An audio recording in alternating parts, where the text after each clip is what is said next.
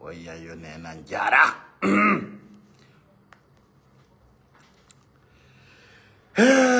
Allah.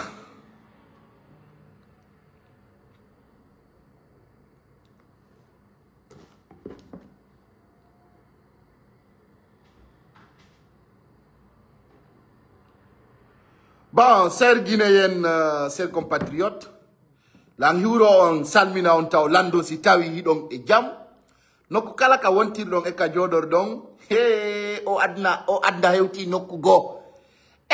Wata force way goto e piji madi. Si goto yidama jokku hajuma, je vais parler de deux choses. Hakkunde ni Allah.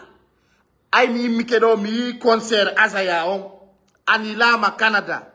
Minni no Guinée no woni capable. Wallahi billahi tallahi. Ko dum ta goto jabu habudugol e rewbe be. Rewbe be son habidi tumbe wadete ko boni. Parce que kambe be miji toto ko boni ko be watta prioritaire. Azaya wallahi billahi tallahi fuddike yurmude musibbe. Tapoter, partager, yewta. Azaya min ko mi yamma yaltu lando da rewbe ben fow pardonnani sina dum be bonnante. Parce que no wodi rewbe o aduna kambe sago mabbe di problème jido ko yo beydo tum ko dum welata be ko beyta kon les défenseurs des femmes. Azaya no marno concert Montréal dum ko e der Canada le 3 mai 2025 ko joni ni mi fotti mo be ni concert makko anilama mi yalti don ay menen mel lignitay ay mel lignitay mi yay mi ndari parce que be wadi do ka signete Pour 5000 personnes signées et suite. Mais en date suite qui donc on mi wawa tong expliquer wala gol expliquer fi o wa famu. Be signé to pour 5000 personnes. Pour 5000 personnes signées et der ensuite donc wobe jetle dum do be na baka mairie Paris et ka préfecture fi o concert Azaya on annulé et on inete yo annulé version. Undo fo fita Azaya e wadu concert. Min non à ma place, min ko mi mari ko mi concert do Azaya. Ko yo jabu o yalta o yiwa e silence makon o toro pardo rewben. O andina na fidiben na kambe hollindiri mo e Jelika Babintu avant que ça soit trop tard. Parce que si yari ni wallahi billahi tallahi ngartem. Si donc kadi gasi mi andina on do hunde wotere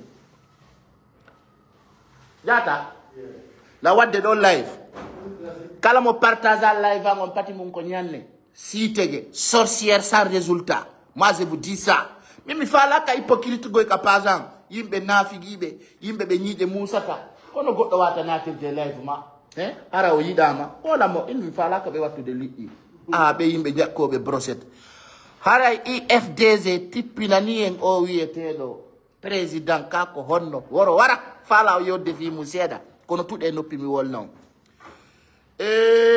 awa fewno ɗo ni no wuli ton kay telen ka IFDZ no sofi pa andi fi on ɗum ɗon andi IFDZ ni paga yala destitué on no ɗuuɗi hino ɗuuɗi kono fokkutuɗo ɓeynude bon sens barut haray no andir ɗon noon piiji ɗi fuɗɗike jillude fuɗɗike ngaɗugol ko ɗum mi faala on yewde ko fi toɓɓe tati yewten ɗo par ce que peut être 20 heures o mi heɓoyta tan on yi he ndaare o yiye concert on anilama yewta e fimu on va parler de ça. Donc haray no andir ɗon noon piiji ɗi fuɗɗike hulɓinagol fuɗɗike hulɓinade few haray Justine Baba milimono on andi ko ndungo faldi Justine Baba wo yimbe ben no sikkude présidentiel ludalen ko Allah ay o woni dum hala kan iwi kan leydi ka yahi ka kammu ka tippi ka yaari gere kore ka arti Conakry ka taypay ko sare Sénégal do be wi kum pay kum feti Justine Baba wosi tawi Guinée be ben no sikkude présidentiel ludalen ko Allah so anduno woltano dum so anduno wolatano dum ay o woli dum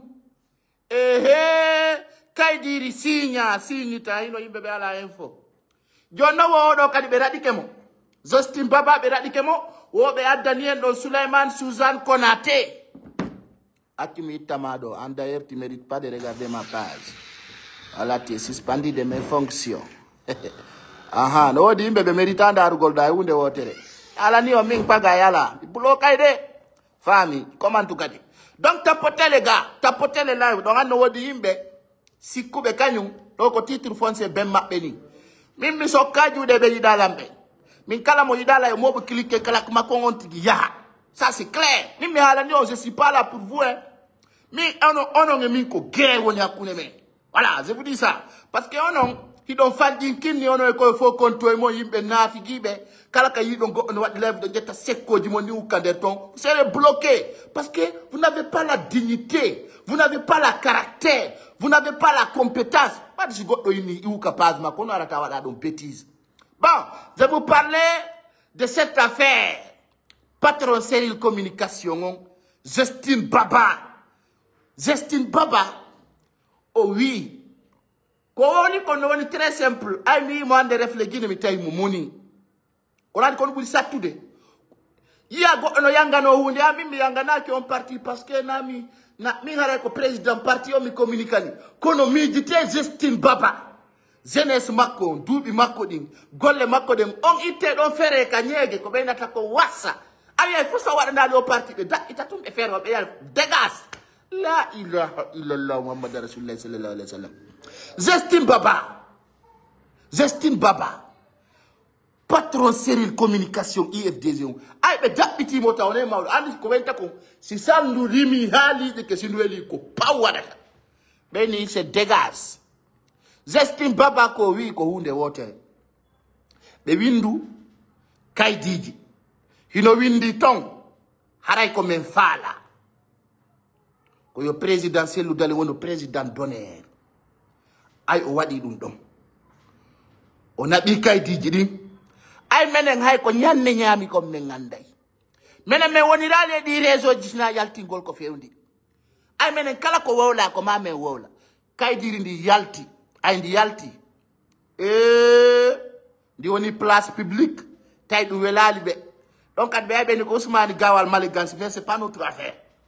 Joni non Justine Baba kaydiri ndi yalti ay dandi ino do membre be IFDZ golle mabbe fo ko yennugol yimbe be mari fo kontu jiboy yennugol tun ko dum be laamu tako be fala no be yara e hore den kambe laamu adna e lakara ko mi woli kambe laamu jokka say be laama ki 2010 laama ki 2015 laama ki 2020 ko parce que Allah fal jata ko dum taga do nyande kala o fin yo andu kala ko o jokki tay hino satti yo andu Allah barirali hunde de sina kanko buri andude burdo famude sai pigidi taga no doa yide ko hollaka sai be lamaki itti 2010 haka fewde do Allah faljata he kala ko jaye hore ma sa wi anga fidday a ittay dum e hore ma mojjata andi pigidi do e wasi wat no way do wasi kwan erere ime taga do fop falje kono kambe ay tun Justine Baba falji no ndare ande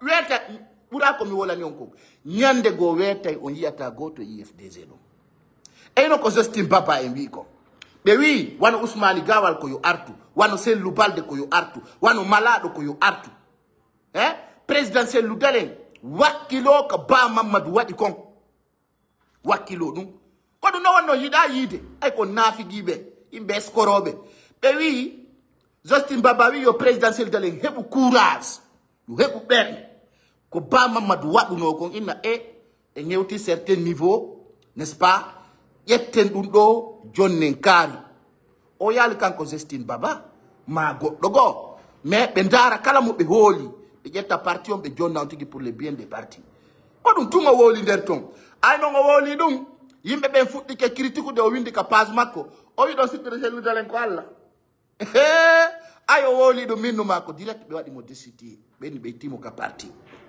taw jabudum taw jabu toni ko Justine Baba me watimo Baba hakkude Allah awa ko do wadi ko fewndi ni teden kay IFDZ tombe guraton jonno Sellou Balde yayi Ousmane Gawal yayi Malado yayi Justine kadi yayi komba lutti be addi do wo Souleymane Suzanne Konaté onon kadi yayi mayentum parce que l'État est le meilleur. C'est que les gens doivent comprendre. C'est que les gens doivent comprendre. Hande, pigidi doit ma sanzude. Famille.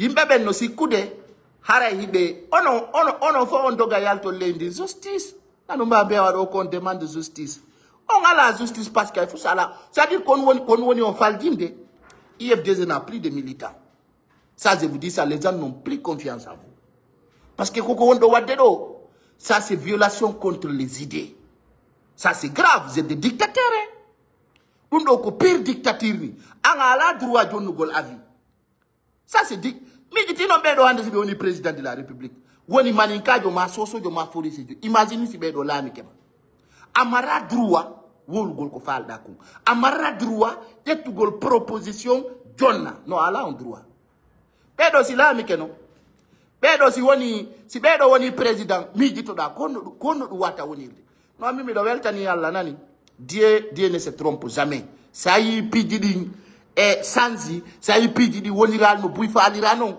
parce que Allah faljata ces gens-là se victimisent ils se victimisent ils disent non tout est derrière on lama qui don boratu yimbe fero mais c'est grave Justin il ne mérite pas ça parce que ko jonni kon moi pour moi c'est une idée o inali ko ma wana kono non mimi yata lagi wa on desi gandu su do ya lagi non da pata lagi c'est pas ça on dit comprenez menen na fi meden tampi ma meden sonji konko sonji don kom parce que boya mon dono tampi no sikude hara si IFDZ lami kara woni risar parce que boya mon no sodi sakuji ko wujjambudi ka banque centrale on wujjata do on wujji ko wujjoton ko donc mi do andi do mi do audio no fekka do menen jeunesse men on foko IFDZ me wadi ko ma men lamo parce que do woni pré nyande président mon lami way bon no wujjiro mbudi famine wujjombudi buy ko do woni objectif mongo donc ça c'est juste quelque chose que je vous taquine alors Serguinen rappelez-vous que aujourd'hui notre pays tout va bien parce que donc pour les sonjugol et je vous avais prévenu mignon IFDZ tout le monde va partir parce que les jabata sina ko be fala ko e wata gasude hande ko minata honno wiete Justin ko yo mo wakilo parce que be fuddike mo yennude be fuddike wigol ko ni ono yawdo yennaymo o gon bonni o fitungo wi hande yo Ousmane Gawal artu ka parti politique yo sellu balde artu are jonnidire juude do radota ko ay goto ko don CNRD buri yo CNRD voilà ino and CNRD be buri on plan kambe kala mo fala ka be récupérer be banna be na meden foduma dum do ar golle dum do ar waden dum do kono non ko habudu gole yimbe to nyande go ara fenanal yon weta e bimbiro yata go to IFDZ et au parti ça dit be wada mo dissoudre comme ngala non déjà do ngandi fewno do ni ender 45 jours si be respectal ko halda comme parce que be respecta sariya jiri be respecta ça dit be victimise to soi-disant il be mari militant allez la ngandi ça n'existe pas. Les fédéraux ont compris cette magouille, cette manipulation, cette dictature, ça ne marchera plus. On y marche, il n'a rien qu'on garde. Donc, on a perdu les mandons. J'ai un grand cadre, Justin. De perdu un grand cadre. Un grand cadre de perdu. Ah, tango, si c'est un air de récupérer mon parti politique, go. Mais Dieu le béni, non, il est traite. Quand on est traite, bébé. So, il faut nous dogoudéo. So il faut pour nous dogoudéo. Wallahi no wadi ko wadi. Mais to ou tard les gens, yimbe be famal, be sakitora e famu gol. Billahi wallahi tallahi. Yimbe do fo ata dogudara ko intérêt kanyuntu. Yimbe sappo no wayonde dugula. Be wi goto no fena e horema, kono sappo fena ta e horema. Famine, les gens manipulés, les gens hainés, les gens ethno là, ils vont voir ce qui va venir. Justin Kadiyai, on perd le nom élément de forêt, mon wawa tahe ou de aduna. Ande ka don ala élément de forêt wa do Justin Baba.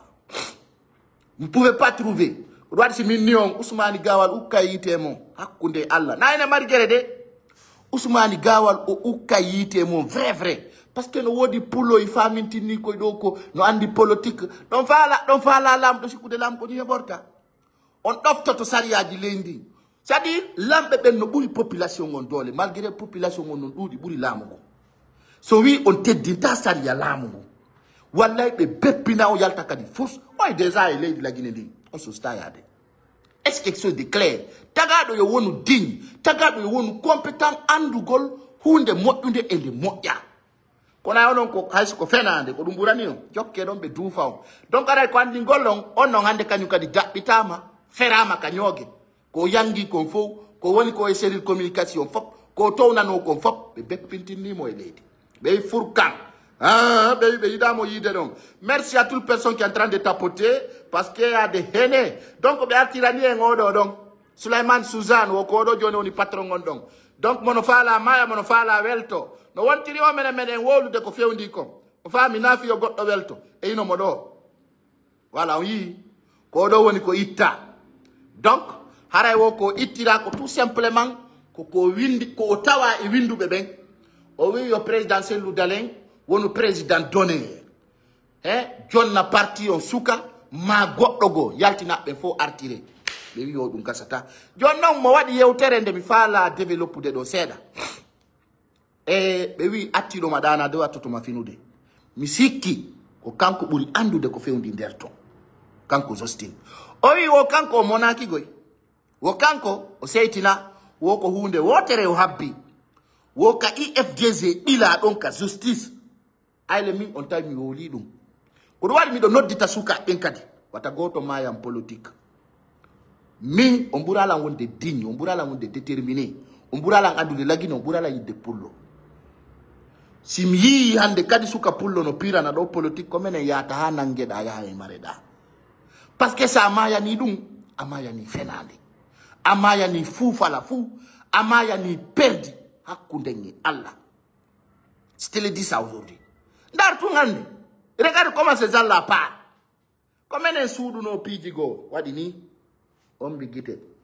buye maɓɓe on ɓe commentude ɗo a tawi ko rewɓe Nicaragua woɓɓe no fempi Europe ala e ko ñama ils n'ont même pas le prix des billets d'avion et ala mais ce que je veux dire ici sukaɓe ɓen ka axe Allah waɗi ɓen ɗon faami ay koko wonno ɗon mayande ɗo ko zéro ka zéro à la base kala mayanɗo ɗum wallay mayani mere par ce que ɓe utilise no e woni ɓe wara en yeeso mawɓe men ɓe wara en yeeso ɓiɓɓe men ɓe humilia mawɓe men ɓe hersina babiraɓe men e bakpiraɓe men e kawraɓe men yahi ha fala impactude e préfecture ji men ɗin e sous préfecture ji men ɗin ɗum ɗo fof ɗo suti tout ça à cause de la manipulation ko ɗum waɗi si mi wi nous accepterons plus d'être manipulés par des politiciens nous serons là pour général Mamadi Doumbouya parce que andi politiciens mais ils n'ont pas des arguments sina inu golleño lamengol no anya ɓe ala argument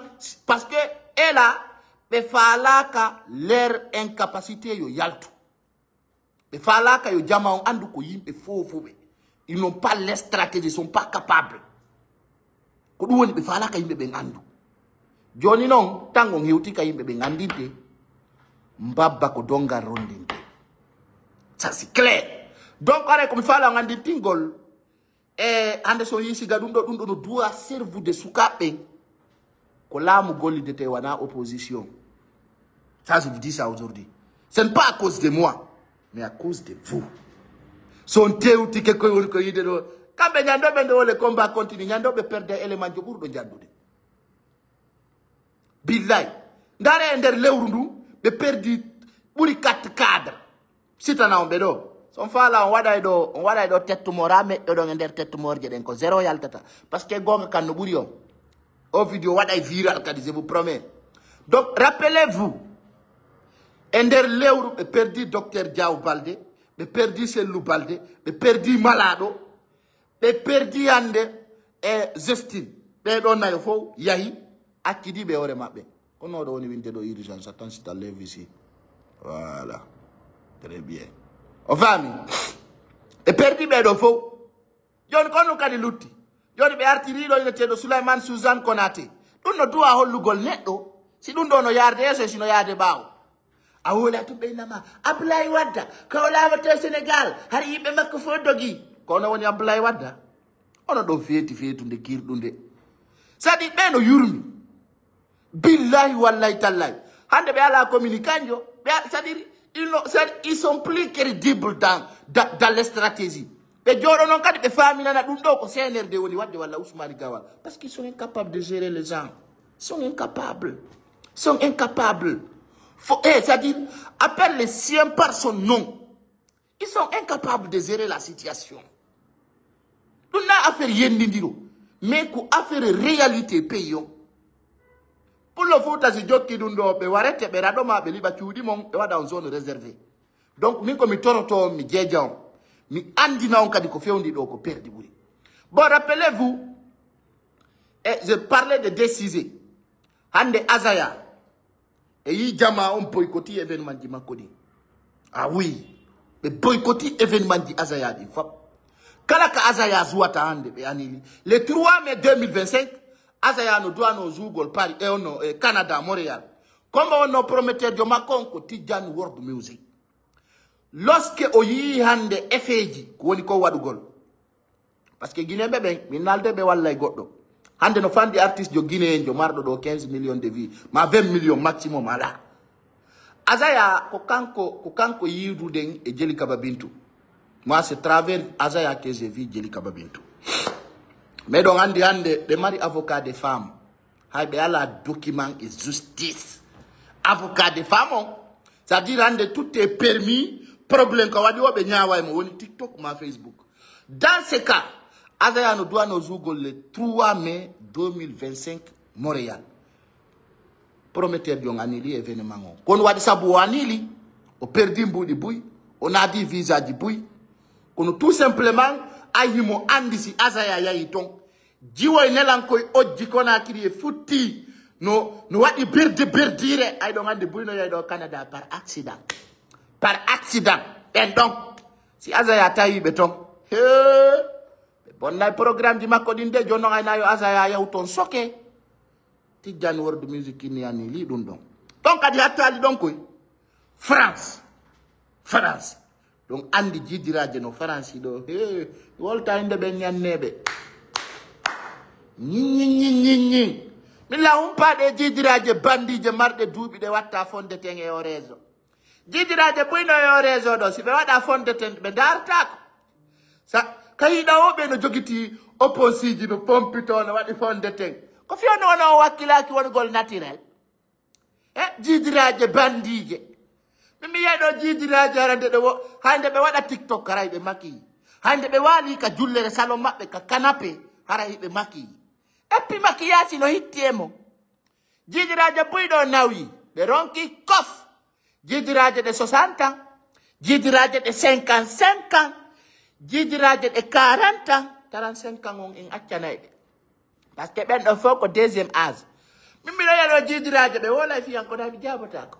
Kon mi do fala point de ton doigt sa femme yara explicanali goddo parce que quand on prend ton dossier, on le met dans les écrans plats. Toi-même quand tu vois le commencement d'écriture, tu vas dire oui ça c'est mon dossier. Den jidiraje do be créer ka signete. Fit Azaya Zou France. Et puis, le combat continue. Le combat continue. Et der dum fou, ko fit Azaya Zou France feu. Jono ene bui de ngandi do jidiraje de kele mum buinta do hore lawi. Ha yona yokko. Pepina be akono be defanda tabe. Hide ngandi do rew kele mabbe beppina be ha nafiki sintira. Beppina be ha bonna yeso ngom. Hada be na don bébé tout ça c'est accident. C'est pas grave. Non. C'est pas un problème. Il est rendu cas qu'on a ce Star World de sa world ko problème. Enji diraje donc kadi wadi do signature yimbe no signaton. Buri 5000 personnes signi Azaya Zou France. Andi mo hari mo wadde do promotion Bercy. Hari mo wadde promotion Bercy. Be holli wo Azaya onde be nabi kaydiji din ka préfecture. Be nabi kaydiji din ka mairie. Fita Azaya Zou. Feu way tungo pi Jeli Kaba Bintou même ta concert France lo. O même ta no fije no jale. On kono yiru don. Jonno Azaya min ko mi mari ko mi conseillama. Sa seki bernde ande atawa ji alato ankale ko no woniri. Yi alaka bernde ma. Yi alaka bernde ma de min carrière ma on duda ko mi ande. On fami carrière ma. Duda ko mi andi kono si o alir mo mi yido. Si nous continuons aux réseaux sociaux, musiquement, on yani. Musiquement, on yani. And if you don't, minal ya lando jeli kaba bintu pardon. Kono ayde jidiraje wadoje kilan kilan. Ayde jidiraje wadoje sere. Ayde jidiraje wunsu wansuje de yata yo rezo. Jidiraje de nene mum hawi. Reno be nani. Toro be pardon nani. Ça jabi, c'est juste un conseil mon ami. C'est juste un conseil. Toro ben pardon. Parce que ben wallahi billahi tallahi ne ibe wa nyawlade be wada goddo problème. Ko jidiraje tappode cede.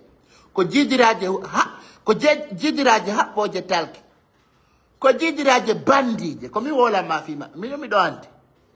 Yaltu inna. Ya fanelan ko ere. Hanyire dengal haɓa. Ayde jidiraje de Allah holluma. Ko jidiraje de Allah e dewle. Woɓɓe ko warɓe jombi worɓe. Non français on mi wawata. Moi je suis pas français. Le problème, quand je parle français, les Français vont mourir. Je parle pas. Nenko pular. Pular on menen pular on woni do. Do kala mo nanta pular. On dar no gerde. Kay da wodo ngabbe français. Kono parle-nous en français. Mi wolta français ye. Guinée be no mardo diplômé some. Famine kay da be la pay porto menen me wolta français. Ko la Guinée yata étudiant jono rectifia président de la République.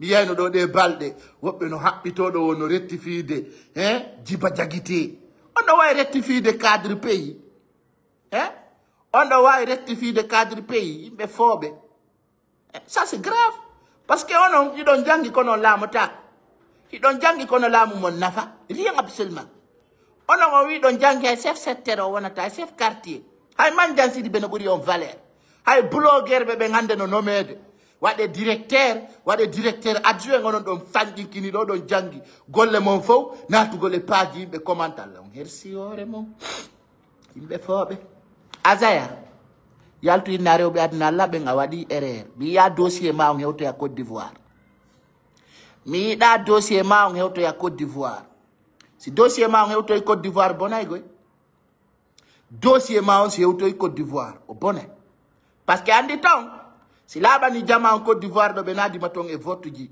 parce que di vote ji do di continuer woni be décidi be boycotter kala ka be événement ma et ça c'est quelque chose de très grave très grave donc les gens doivent comprendre aujourd'hui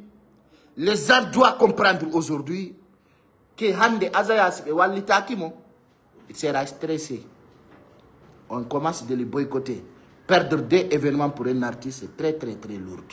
Yurumi quoi. La Guinée non, jama on no fori et dundong, jama on no woni compétent et dundong, jama on no woni déterminé et dundong, et c'est déplorable pour eux. C'est quelque chose que les gens doivent savoir aujourd'hui, que Azaya, on ne doit pas baisser les bras.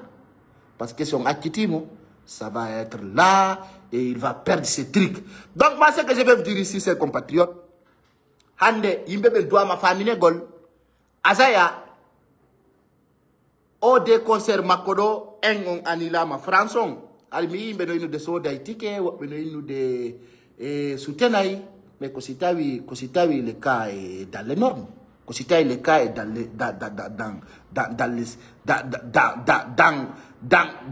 les surkay famine awa giri be don no dekku de poson parce qu'ils sont compris il peut pas alors c'est compatriote comme inata yimbe ben be walli to mode o yalta o tuba na rewbe ben oyna be acham bon on continue activité du makoding au terto affaire Jeli Kaba Bintu so yo terto tako on a ta studio aristira holo rapide di plateforme di makoding e suudu makondung e studio hata wata way wadu gol événement e der la Guinée kadi min ko minata yimbe ben je vois beaucoup de soutien pour Jeli Kaba Bintu parce que je vais vous dire ici pourquoi on a la sorte de ticket de Jeli Kaba Bintu c'est la question posée.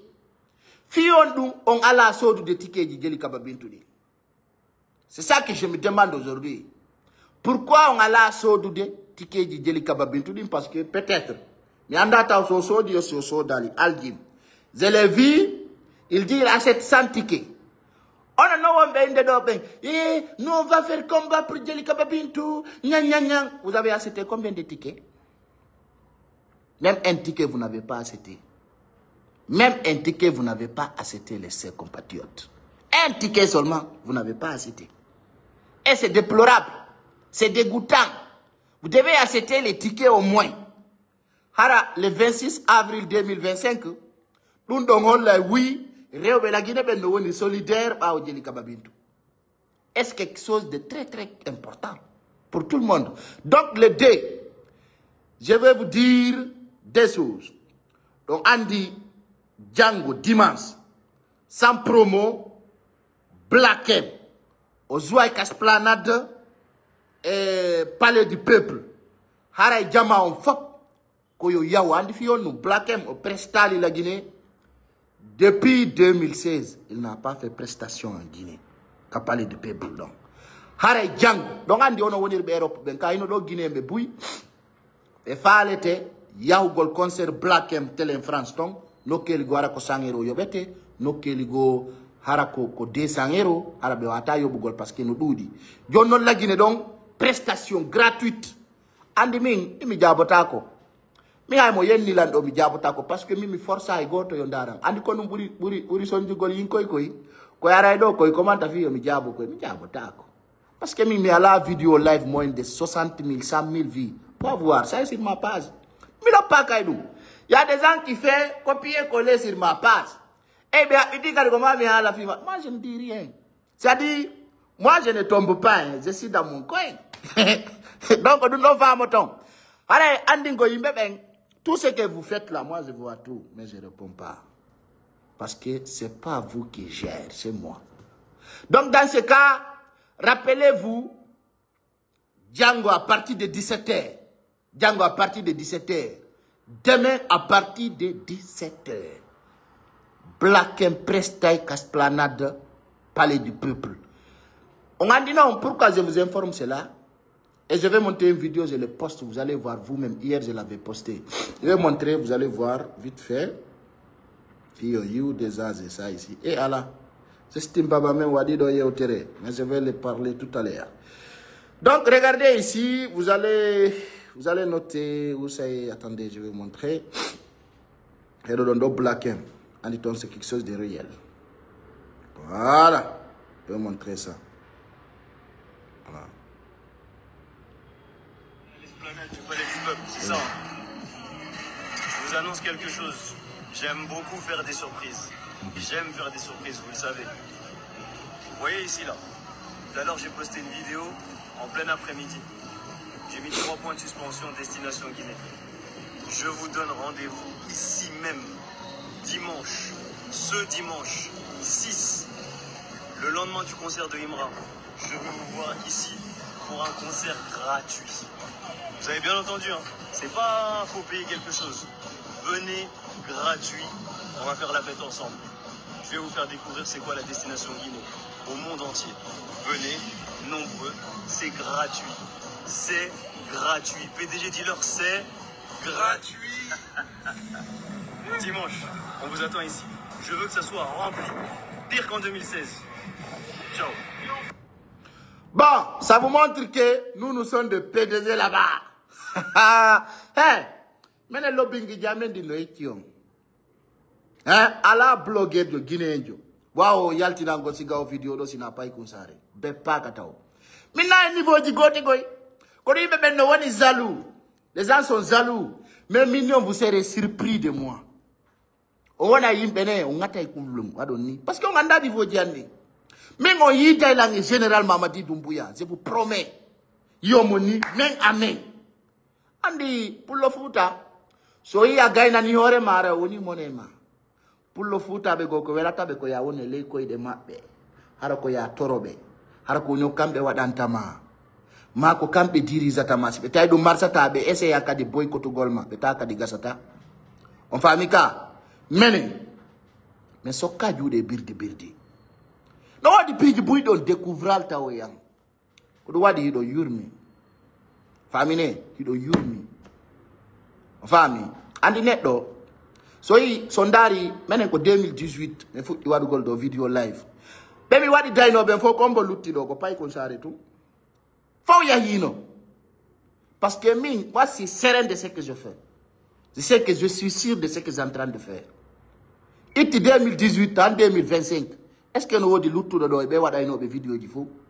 on bolutti ma génération ko do woni gonga kan min ko do wadi si mi wiya on na ono wadi mi ko mi woni ko wana sago mon si ndowru be wana sago nyaari si ndowru no siuta na sago ndowru si nyaari no siuta mi fami no nebi min ko do wadi premier acte ngargol mi andi onongo yida e goto ko haaju mo yidu don on fala kay goto ko haaju mo yidu don ko dum mi yaay do buyno inna yeme den soutenuma ko min inni hay goto mi nyama na ka réseaux sociaux ala yaltino do resi inna no jonni pay ko sare mbodi e fena non ko no wodi piji tagado no wodi mo manko wolta no wodi mo manko fankata min gonga un gotum petsi ko yalti waday we fo ya ko adna do mo mi mari mo mi wona reconnaissance wo ko nena hebudo lamo min goto wadalam ko mi woni konde personne ça c'est quelque chose de clair ko woni ono nganda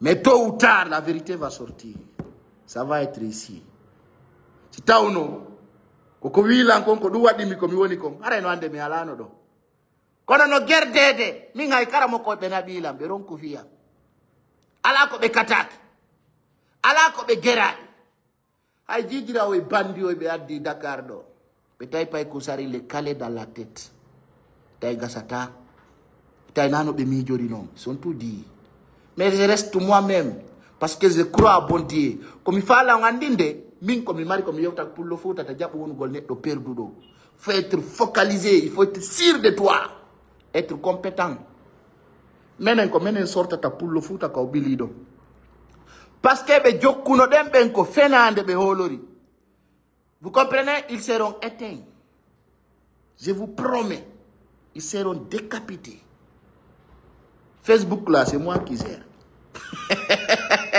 do you metta da kalidi ibe woni nyenye ko menen waduma ko fenande ulenara fedu bepp penali wolbini de ki kala joy fenande a fait mi doge donc je vais mettre une dernière fois vidéo Blackemon et Edito Dondo pour une dernière fois là allez écouter. Ici on est à l'esplanade du palais du peuple, c'est ça. Capturé. Je vous annonce quelque chose. J'aime beaucoup faire des surprises.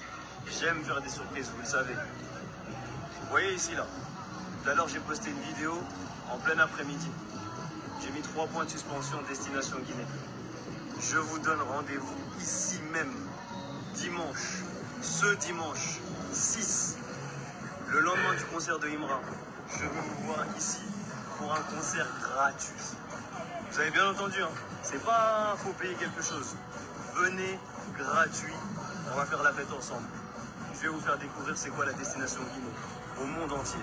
Venez, nombreux, c'est gratuit. C'est gratuit. PDG Dealer, c'est gratuit. Dimanche, on vous attend ici. Je veux que ça soit rempli. Pire qu'en 2016. Ciao. Enfin, c'est pour bientôt. C'est pour bientôt. Donc, ce que je vais vous dire, c'est Guinéen. When you arde, oyi dalange Blackem de balde. Allez me voir avec Blackem aussi. Ça va faire boum. Les gris va se taire. Mena ko gaino ben ko be wawata wallude le nyongol yara yeso. Be wana yimbe wado be class. Hande Blackem himotawa e burbe marde mbudi be France. Andu be no andi. Ona monyo manyajo ni de. C'est-à-dire Blackem na toroto do auto. Blackem na wado funsu fansare. C'est-à-dire be do hande hay yidu gol may mabbe tunti se ki. Donalo bingu mono manani. Kodo tun kadi wato yide o video do. Mi ko minata jamaon wone bawang walle ngore men. Le plus important ko Lady Mendy. Le plus nécessaire ko soutenu gol général Mamadi Doumbouya. C'est très important parce que mi ala non gagne ngata e kolum. C'est ça, gagne l'ennemi là va croquer le doigt. L'ennemi va croquer le doigt. Donc Django est 20h moata wana ngole live parce que don yi déjà kami woni do hino laba e hino foti kono tagado ko kongol pay kusare jam fota ko pullo futa kono koko mi hala no 2024 ko do wondo yide 2025 do Je vais prévenir. Mais nous, transition au l'année le 31 décembre, ma opposition. Ko don faut today. Mais nous, on s'en fout de ça. Ango go tanda ka wonda. Anta go no calcul ma. Si tu s'en fous de ce que nous faisons, quitte sur notre page. Tu vas là où ça t'intéresse. Go to forza mayardo. Inkonon tun miyata, no ina fala ka goddo. Hara dum jokki don on iwata ka pazon. Est-ce que no force yo ngar?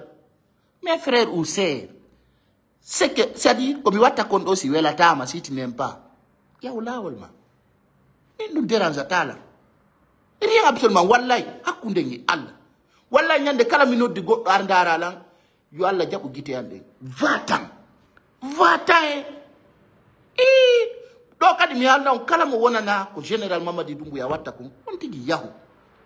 Tu peux aller. Moi ça ne me dérange pas. Ça ne me dérange pas. Wallahi billahi tallahi. Ça ne m'empêche pas de faire ce que je fais. Quand le problème on si don yidi lang kono minami na fiki jomo. Donc dun jabotum. Si don yidi lang j'accepte ça. Mais minami eskoror mi watta ko fala donko. Parce que si mi wadi dun nafata enko en sakki toro yay ka attorno den donc mi watta dum. Jona si tayda yidi lang ko won ko wolde alama welde. Facebook no wadi principe de règle di là-bas. Be wi si tay hunde wela tamada way maksude itta few. Onon e hore mo on wadi do campagne de dénigrement. Yido yimbe ben désabonno kapaza mini be ala problème yobe yahu. Est-ce que go force go yo aru non? You don puri 100 000 personnes abonnées. Kon nous bonni, hay force rien. Donc, oyi vidéo jandi, do yo mi gagne toujours que c'est les mêmes personnes qui me suivent. Yabe gonga kan woni démocrate. Bebe wondon pirude. Akala wonda kapazando no yidila. Hay an ni saida no lam parce que mi finalité réseaux sociaux no mari page ka goddo wata contre de dum. Famille. Donc, goddo wata contre de dum. Hande si tawno afala ka fiya nga yida activité jandi ngara no wi no kapazando. C'est très simple. Kono ndaranta mo yida. Kono ayono mi sokka yo money. Mi jakina yo sipsi. Mi jakana yo sipsi. Mi ngomo la holle ando.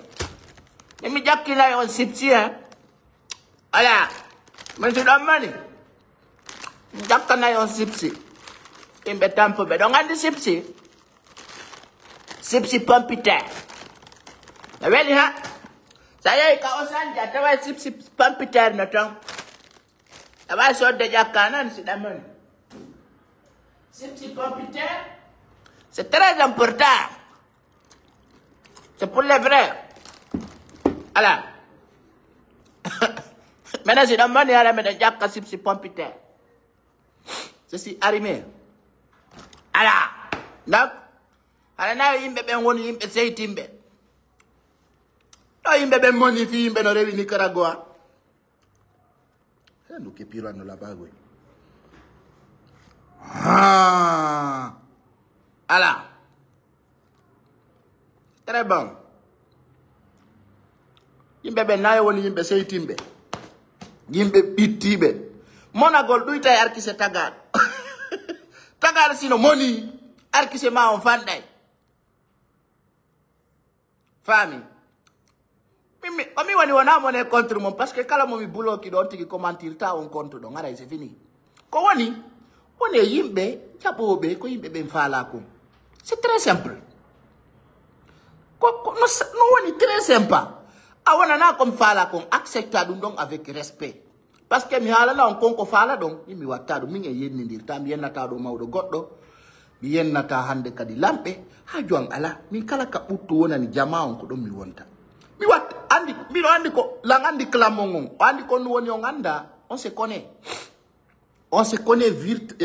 virtuel famille ido beno winda tum fu fi o artiste kaccu on artiste kaccu don mi ko mi way mo walludo heba visibilité kon ko simo teddini artiste ko kaccu do ngandi kaccu yarortani kaccu ko lekki kon ko sitay goddo no karedo mi artiste jota mo ronko do wadde 1 million de vues hay 500 000 vues dans un clip on kon wawi essayez de comprendre c'est des pauvres Artiste be seppa be do hala be.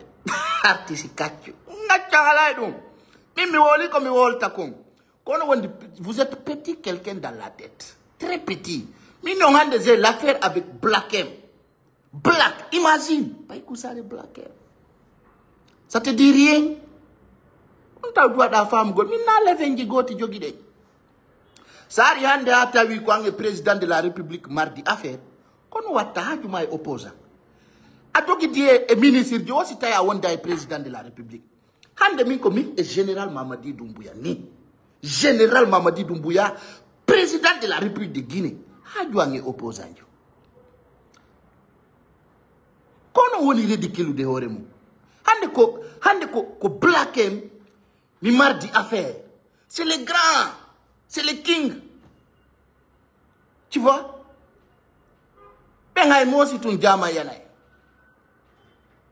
On va mais restez dans les pagailles. On est donc andi koni won to monnaie yimbe ha yimbe buraw. On ngo wona monnaie fi yore sisu yimbe yimi gerebe. Yimbe babe clandestin. Mena meden évoluer. C'est ça qui est plus important. Et l'enfant là de yimbe sapo inobe dono yidi général Mamadi Doumbouya min ko dum mi fala.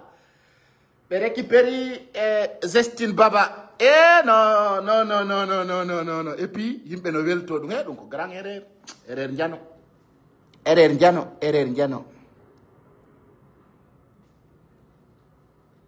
Non. Hey, go to the blog, got the PG gone.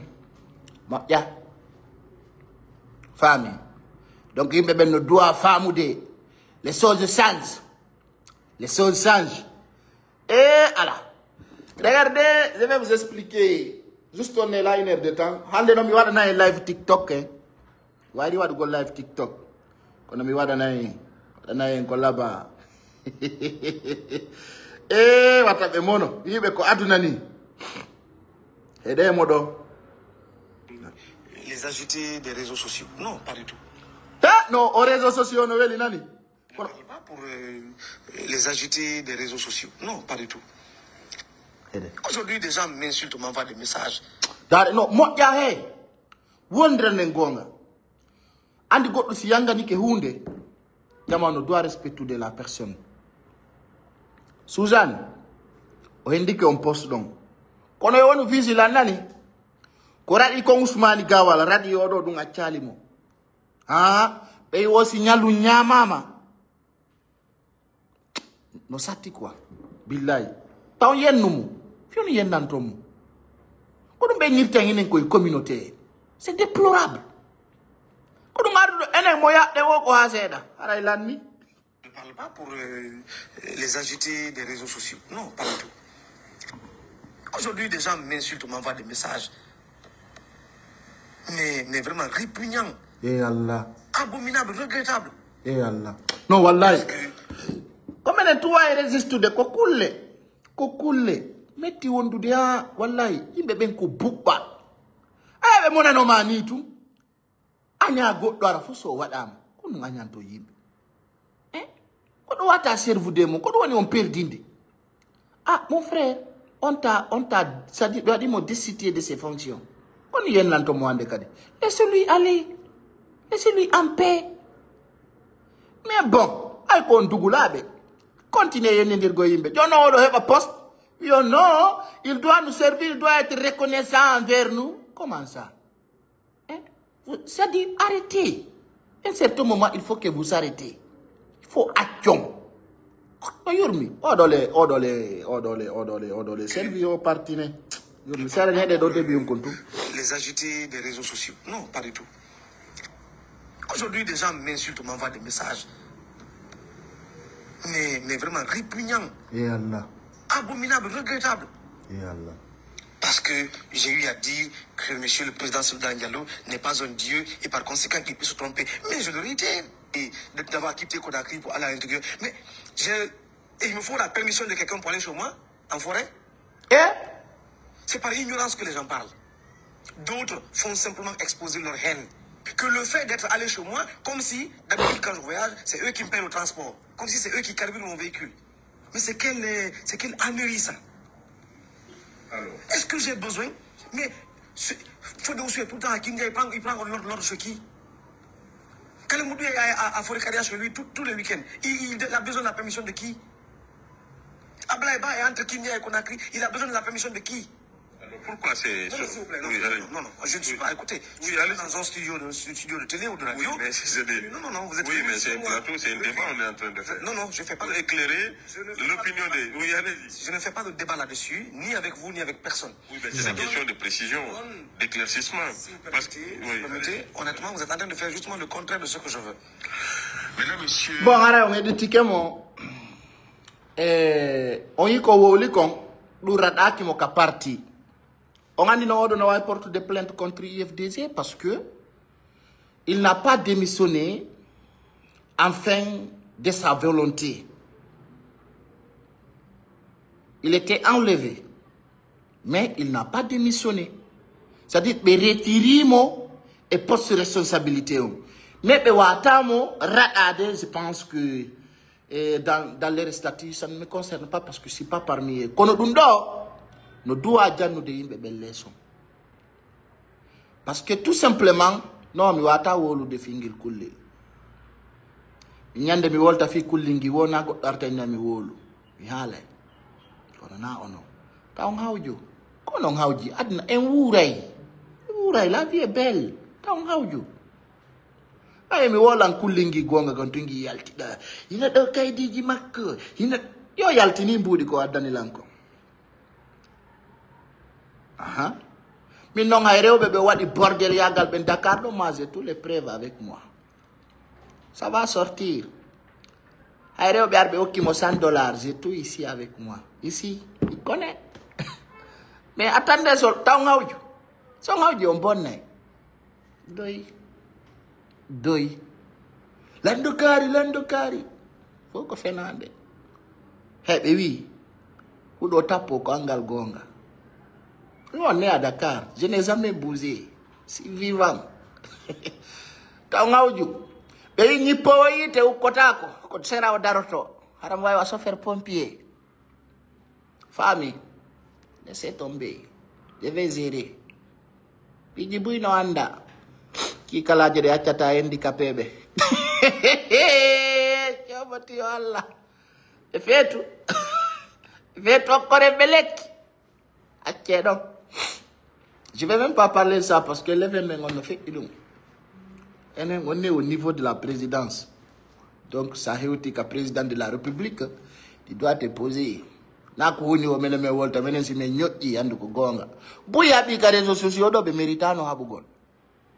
que il faut ça là, on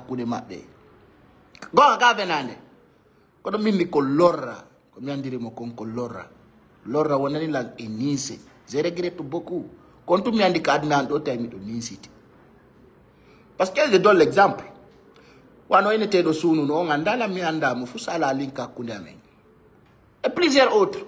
Qu'on a alhamdulillah rabbil alamin depuis mes sorties on dirait on ti ko yeso tu yari ka. Yeso tu. O yalti ni preuve goto ko jonni la 100 francs. Pet 100 francs goto mi nyama na lingi kolli. Zassine, comme je le disais, à la parti politique Mominyamani 100 francs, avec preuve en appui. Famine. Voilà, c'est très bon. Donc, soyez sûrs de tout ce qui passe. Famille. Donc, la vérité est là. Famille. Donc, les gens doivent savoir la vérité, c'est la vérité. Tu connais, il y a combien de personnes qui suivent cette live? Il y a plus que 17 000 personnes. Mais toi, tu ne peux pas voir ça. Mais quand je coupe, va voir. Aïe, aïe, donc, on est si je coupe your live, tu as 18 000 personnes, dans le moment 20 000. Attends, quand on paye, ça arrive la main, Fernande. C'est moi qui te dis. Alors, donc, quand je Vami, pigi mading, si di moji. Kono mapi. Ono mapi, parce que kono siki, pigi no yari bao. Mi hay hunde yara bao. Mi no hande c'est le seul blogueur guinéen qui monte une vidéo, il tape 1 million. Tu vas voir. Il no dari do regarde. Aïe, Allah est vivant. Dar. Regarde. Je te montre bien. Naïno. Pas que ça à live. 17 000. Yala ni on hey. Kono mapi. Même publica on donne. Moi je connais ce que je fais. Eh you kala gite kawata jangude. Awata jangu gol. Sawata jangu gol andi nala. Regarde. Eh you aïe. Regarde. C'est clair. Na fi mon no hikion on anda valerang ala ka hikidon en contampinion vous pensez que vous pouvez boycotter quelqu'un et vous n'êtes rien on ne va pas de mais laissez tomber les vrais vont suivre la vérité nous sommes pas là pour vous dire des mots déplacés y data avec ça donc ça vous serez toujours heureux on a ni ça ngara ko yimbe weltibe ko yimbe be andanda hore ma wana on yimbe sunjibe sago hara bende mon no welti ko tout intéressé là sinon vous et moi il y a aucun problème endo ngala problème hande mi ko mi fala ko yon dadu dandon la fala landade do hunde wotere ay live do ko energie tan woni ko yata bino be no wadi do ti sorti jibe ni men tawaka on tabe woni mon frère awata andude dum no eccuma yaw ka l'école fu itoda Penny. Mentawaka. Quanto beoni? Telen lagine to me no t-shirt no yeah. Voilà les t-shirts sont disponibles ici. Vous pouvez appeler cet numéro pour commander vos t-shirts. Mentawaka. Fetu. On va sortir dans un t-shirt. Si vous de full beben ko fetu be. Si vous de full beben ko ede yarta. Ça va sinde. Ça va sinde. Kirdi. Do yurma jamao. Goto so dan tan do t-shirt. Person hay ñaari morandu. Hay ñaari morandu. Goto so dan tan do t-shirt. Vous êtes dégoûtant. Vous êtes dégoûtant. Bébé famille. Odo magon no woda e hino wura, hino yahede. Nous vivons dedans. Et je demande à tous les membres de Maggo aussi d'accélérer les activités. En passage, je salue mon papa général, Mamadi Doumbouya. C'est très important, les Guinéens doivent comprendre. Donc, on doit dire donc, victimise. On on victimise. Quand on a de gonga, qu'on parle nous la vérité. Quand on a gonga, donc faut fier. On n'a pas de. On verrait yimbe mboirije, yimbe jamiti be jaki. Hein? Yimbe fofu be ala ko bokku don sina lorru gol jama on. Kango nga falo mi wala ngonka. Do lorru de yimbe be ngari. Voilà. Ko woni der ton. Ay dawodo. Na do be ndion. Budi ala andi be ala non do be ndion kadi. Wo général Mamadi Doumbouya no huli wala walde kapale tay dum ko penale. Yari kasa ande kadi wala walde kapale taw dum kadi ko fenande. Do kadi be yalti be ndion wo mbudi ala la Guinée. Ukai taw dum ko fenande. Donc tabe sonjuon be feni ha no menen men kalanta be penale mabbe den ko dusi be moni. Awa acce sanson nani? Acce sanson. Son sanza le on ba problème mental. Ala ko woni der ton. Donc ara la nguro fo lando si fo no jam. Allah tawaray don e jam ay ko ma wonon e jam inshallah ko mi wadi do live do parce que mi wata wado go live go e 20h do mi hewtu ko anga yambutage no dudi hara mi ronki donc jangono ko 20h00 l'appete live mengon avec des preuves en appui que Dieu vous protège tous yo Allah jonno ko wiete kon cellal hara vive la vérité vive général Mamadi Doumbouya vive la continuité de CNRD. À bas la manipulation parce que la politique n'existe plus en Guinée. Et je pense que vous serez satisfait. À partir de 17h00, arrêtez de Big Black M au niveau de l'esplanade du Palais du Peuple. Arrêtez, Inch'Allah, et foot auto. Et you to golf concert, Saifon. Paris. I don't know kadi na ye jutu. Yimbe membe wana ye jutu bede. Saifon jama no so de tiki jidin ko be wakilo be soda be walli to mo vrai parce que don andi hande ko walla do be foli an non kadi ko teddungal jama on fu. Donc merci beaucoup Amadou Mouktar Diallo ça va, tout va bien, donc c'est la famille. Je vais vous laisser et je vous souhaite n'est-ce pas bonne soirée sans déception. Donc il y a abonné donc à la chaîne Saifon, très bon. C'est très important et voilà, pour suivre ses activités. Donc, que Dieu vous protège tous. Haray ko dum. O live do il faut dire non ko une heure de temps watta na fi don doudi do. Et je vous souhaite bonne soirée. Bye bye. Vive Général Mamadi Doumbouya à bas la manipulation.